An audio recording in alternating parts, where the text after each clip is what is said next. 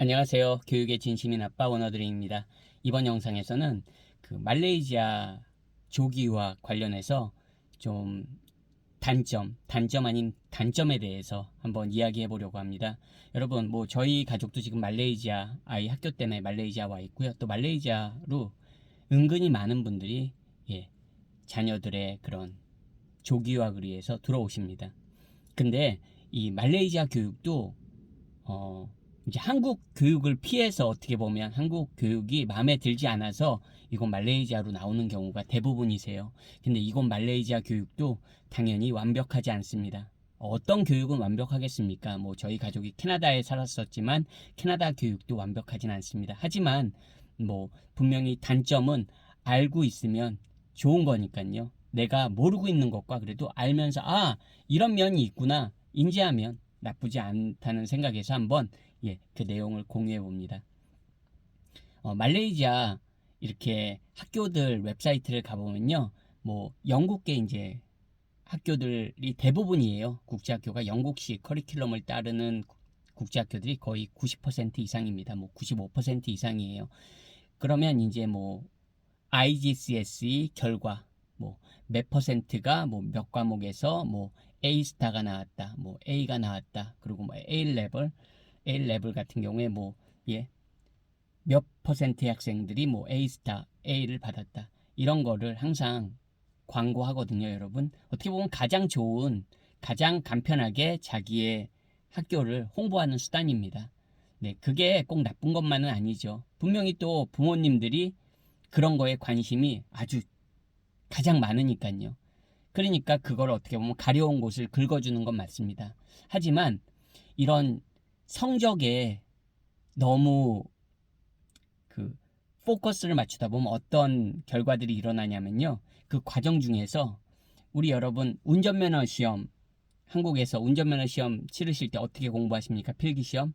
그 운전면허 시험 그 문제집을 한 권 사가지고 저 때도 그렇고 아마 지금도 거의 같을 겁니다.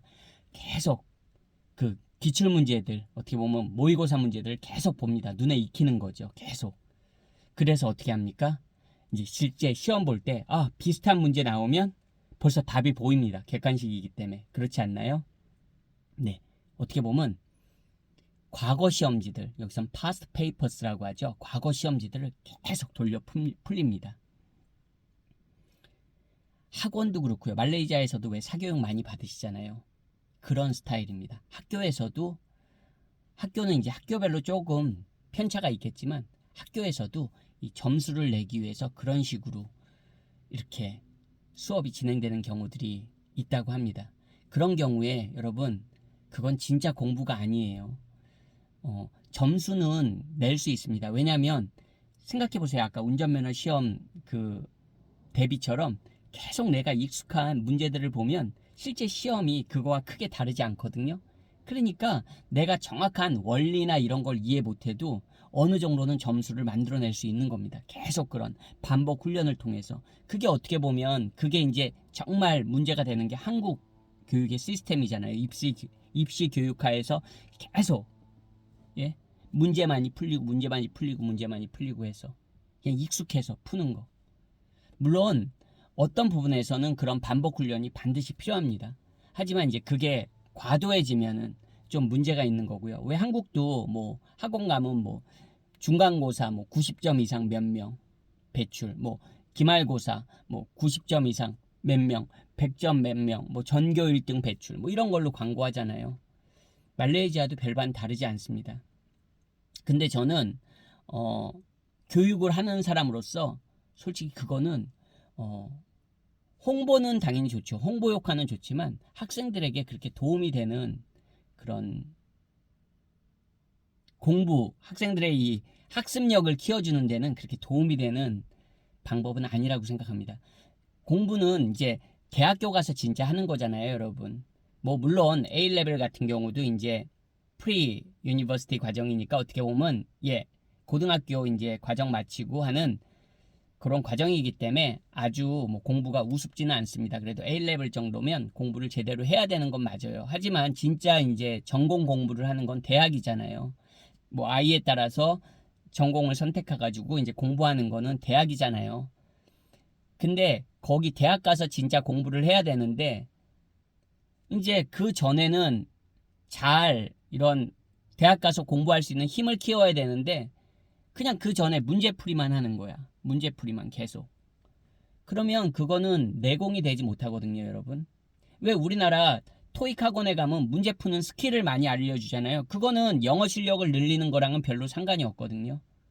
그냥 토익 점수는 만들어낼 수 있어요. 어느 정도까지는. 하지만 그렇게 스킬로만 접근한 친구들은 영어적인 내공이 거의 없습니다.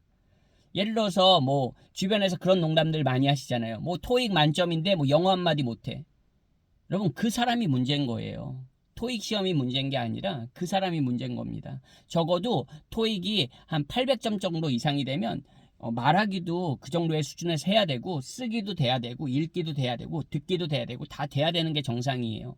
근데 그냥 영어 실력이 좋아가지고 시험 친 사람이 800이 나오는 거랑 그냥 그 스킬만 막 주구장창 연습해가지고 800이 나오는 사람하고는 그 내공 자체가 다르다는 겁니다.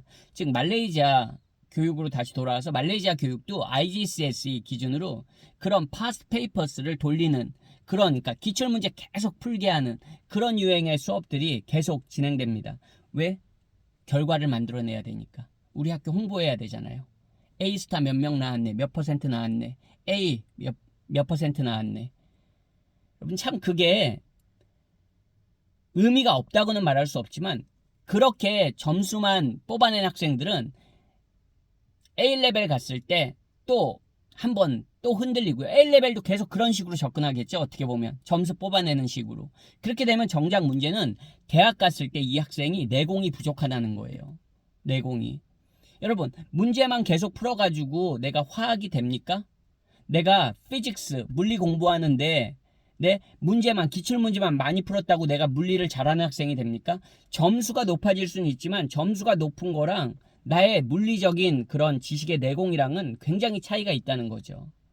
그래서 목표가 높은 학생들은 여기 말레이시아 시스템에 너무 빠져들지 않도록 부모님들이 인지를 하셔야 돼요. 즉 많은 책을 읽고 많은 그 원리들을 물리를 내가 좋아한다면 물리에 대한 많은 책들을 읽고 물리에 대한 그런 지식을 쌓아야지 그냥 학교 공부만 우리 아이 물리 점수 잘 나와요. 뭐 화학 점수, 케미스트리 점수 잘 나와요.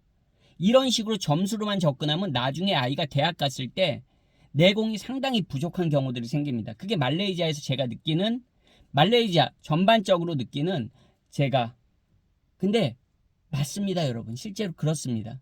정말로 내공을 키우는 게 중요하다는 거. 그러니까 어떤 분들은 어떤 일이 벌어질 수 있냐면 그냥 교육에 대해서 별로 관심이 없고 내 아이가 학교 갔는데 점수로는 계속 잘 나와. 뭐 점수로는 계속 A, B 이렇게 나옵니다. 그러면 와 내 아이가 잘하고 있구나. 내 아이가 이렇게 잘하고 있네.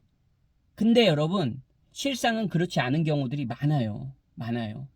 즉 내공을 키우려면 뭡니까? 다시 한번 강조합니다. 내 아이가 생물을 좋아합니다.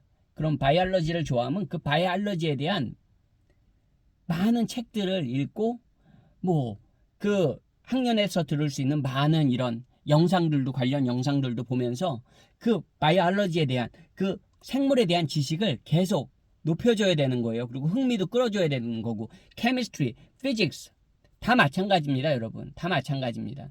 그런 식으로 정말 내공을 쌓아줘야지 이 아이가 나중에 대학을 갔을 때 제대로 그 고등학교 때 공부한 그 역량을 가지고 또 대학 공부를 할 수 있는 거지 그냥 점수만 뽑아내는 식의 뭐 점수가 A스타네 점수가 A네 물론 점수가 좋아야죠. 근데 내공을 닦은 아이들은 점수가 당연히 좋을 수밖에 없습니다. 여러분 내공이 있는 아이가 점수가 나쁘다고요? 그런 일은 없습니다.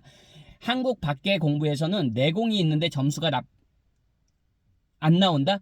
그런 일은 발생하지 않으니까 걱정하실 필요가 없습니다. 예를 들어서 영어를 잘하는 사람이 여러분 토익 시험을 보면 점수가 잘 못 나올까요? 아니요.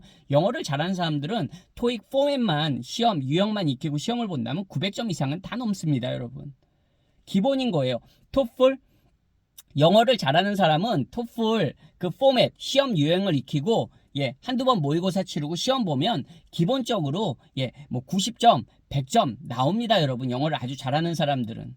IELTS도 마찬가지예요. 영어를 잘하는 아이나 잘하는 사람이 IELTS 아카데믹을 보든 IELTS 제너럴을 보든 영어 내공이 좋은 사람들은 그 시험 모의고사 유형만 한두 차례 익히고 시험 보면은 예, 뭐 6.5 보통 대학에서 요구하는 6.5 수준 나옵니다, 여러분. 오버올.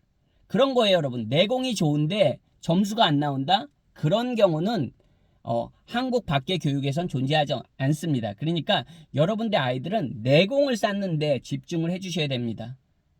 꼭 명심해 주세요. 그냥 단지 학교에서 나오는 점수로 우리 아이가 뭐 요번에 뭐 IGCSE에서 점수가 이렇습니다.